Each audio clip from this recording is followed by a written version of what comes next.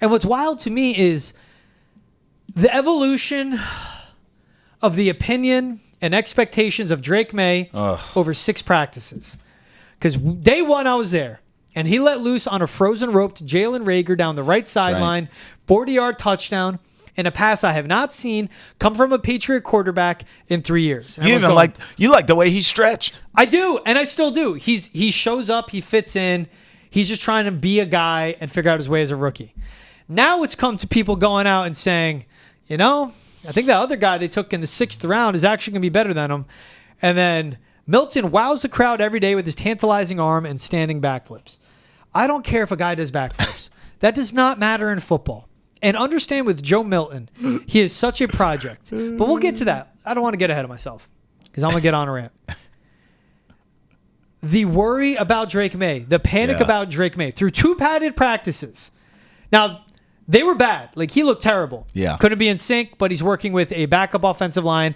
And Antonio Mafi, who's never at center, who's never played center in college or the pros. Never taken a single snap at center. I looked up the logs. Not a single snap at center. And his first time is in the NFL training camp. Working with the backup receivers. Going against the ones on defense. It's going to be challenging. But for everyone to be panicking and worried about him, Drake Maye was always a long-term investment as a prospect. This is a long-term plan from the Patriots. It's not year 1, get back to the playoffs. Because you have to reset the entire roster, the entire front office, the entire culture. It's going to take a few years to become a serious team. It's going to take 3 years to become playoff contenders. And I wrote this. I pulled up my draft scouting report on Drake Maye. As for Drake Maye out of North Carolina, 6'3", 230 pounds, and mobile. He's received pro comps to Justin Herbert and Josh Allen thanks to his superior arm strength, which allows him to throw at every area of the field while showing poise throwing under pressure. College pressure is different than the NFL. This is where the point I make. He possesses a gunslinger mentality and lacks processing speed. He's been quick to tuck in and run it, even though it's likely been a sack. QB3 for me, out of the 1, 2, 3 guys. Drake Maye is developmental.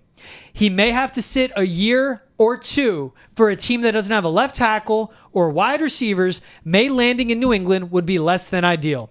You know what that last line is, Trav? Him landing in New England would be less than ideal because it's not just him. It's the situation. Caden Wallace at left tackle was not your plan A. It was Chooks Okorafor. No matter what Elliot Wolf wants to say to us. You don't have a wide receiver 1. You're learning a new offensive system. It's all about timing. It's all about being on the same page. It's all about being on schedule. Don't worry about Drake Maye right now.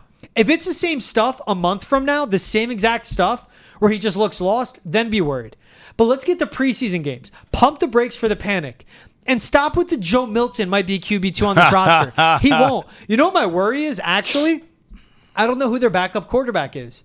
Because if Drake Maye looks this bad and the offensive line looks this bad and Jacoby Brissett goes down week 2, Joe Milton out there, it's going to be terrible. Bailey Zappi. And you know what you're doing? You're leaving out the rest of the roster to dry. I don't know if Bailey Zappi could get the job done. And I don't want to risk Drake Maye. Well, we know. Yes, you do. You know Bailey Zappi can't get the job done. I don't want to risk Drake Maye. No, I'm saying you know Bailey Zappi can't get the job done. But for what you're saying, sounds like you just need a sacrificial lamb. You don't need a QB1. You need Jacoby Brissett, and if he goes down, you trot out Bailey Zappi. I look at this all. I'm certainly nowhere near. No, I'm not even in the same room as the panic button. Okay? I'm in the relax everybody room. I'm in a spa about Drake Maye. I am not worried about any of this. This is all the stuff you just read, your scouting report. This is all stuff we already knew. We already knew there was processing concerns. We already knew footwork needed work. We already knew he had to learn how to take snaps under center. We already knew all this stuff. But again, I continue, one of the reasons I'm in the spa room and not the panic room, I continue to go by what thine eyes saw from Drake Maye in Chapel Hill because I watched a ton of them. He didn't have a line there either. He didn't have receivers there either. And he still was balling. He still overcame all that. Now, 1 year was better to the next. I'll give you that. It was a little inconsistent. But did you hear what I said? He had nothing. This kid wasn't at Alabama. This kid wasn't at Ohio State. He wasn't at Texas. He was at a basketball school with nothing around him, and he still was third overall in the NFL based on what? Potential, talent, God-given abilities. All this nonsense we're doing in the media right now, these couple of practices Don't where say we, it's one. these couple of practices where he's looked like trash, minor setback to a major comeback. I'm actually glad that this is happening now and everyone's freaking out. Because guess what's going to happen? He's going to get better. That's what's going to happen. Preseason, to your point, he'll get in. He's going to make plays because he's a great athlete. He's going to make some throws where you're like, oh, wow, that's a Drake Maye. Yeah, no Shaq, Sherlock. This kid, I think, will be just fine and will be starting sooner than later. I personally still want him in on week 1. But I know no one else feels that way. And guess what I'm not going to do? Change how I feel. This kid's going to be just fine. I'm nowhere near the panic button. Everyone just pump your brakes and let Drake Maye develop because we knew that coming in that the kid needed it. We disagree on how long, but we certainly knew. It's patience with him. Yes. And the patience will pay off. Yes. And your patience doesn't have to be 2 years from now or a year from now. That's because right. I'm on board with him playing this year. You are. Offensive line has to be in check. Receivers have to be in check. But for anyone to go out and say, man, you know what? Drake Maye looks so bad, I think I'd take Joe Milton over them. That's just dumb. That's just naive. Joe Milton couldn't get the job done at Michigan. He couldn't get the job done at Tennessee. Right. Yes, he's a sick athlete. I've watched the standing backflips that he's done. Yeah. Doesn't need a running start, nothing. Just does a standing backflip, no problem, catches his helmet as it falls off. Sick athlete. He can throw the ball forever. But it's about being a great NFL quarterback or a serviceable, reliable NFL quarterback. That's Jacoby Brissett right now. That will be Drake Maye one day. Just relax. Yeah. Because you know what, Patriots fans? And it sucks I have to break the news to you guys. You're not going to be a playoff team this year. You're most likely not going to be a playoff team next year. Year 3. That's what it is for this front office, for this head coach, for this quarterback. That's when you want to see actual tangible progress and a step forward back into the playoffs. I can't underwrite enough. We opened the show talking about him. How bad of a spot Bill Belichick left this franchise in. Offensively everywhere. Culturally with the coaching staff. Yeah. And it is going to be a huge task for Elliott Wolf, for Gerard Mayo, for Gerard Mayo's staff, for the guys he kept, for Alex Van Pelt, first-time play caller in the NFL. Yep. That's not easy. Kevin Stefanski is viewed as one of the best head coaches in the NFL. He's offensive-minded. I think he's He underrated. ran that show. Yep. Yeah, he's great. AVP was his OC, but didn't call the plays. Now he's doing that, right? Right. TC McCartney, you're bringing Ben McAdoo down. The stank on that, I can't get over. But it is such a big lift by everyone on this staff. And after 2 padded practices, if you were going to panic about Drake Maye, relax. Right. Go watch, and you can look at the box score. It's a lot of numbers. It's gaudy. He lit it up. But go watch Patrick Mahomes in his first start all over the place.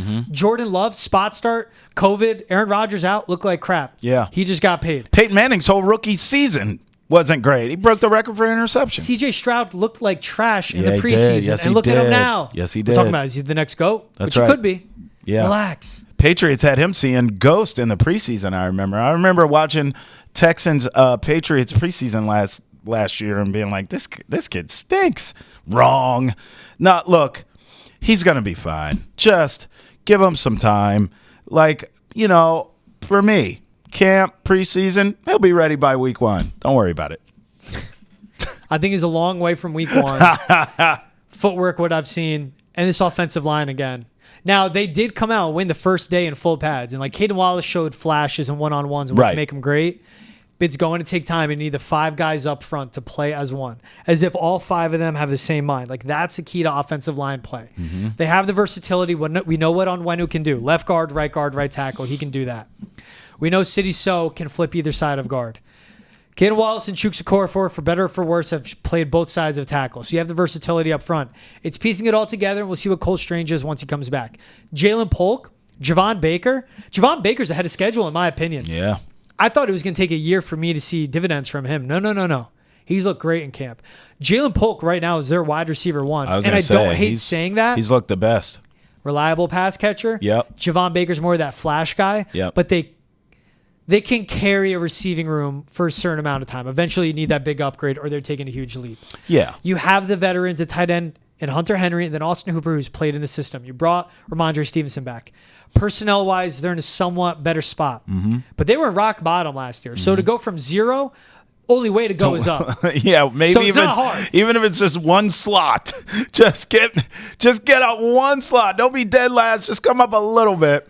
I mean, listen, I agree with you, but it's also what you're saying is one of the reasons why I do have patience with Drake Maye to a certain extent, but my timeline's different than yours because I want to see him in there sooner than later because I believe he can provide a spark to this offense with all these young players. I want them to develop together just the same way once we saw Jordan Love get in with those young receivers.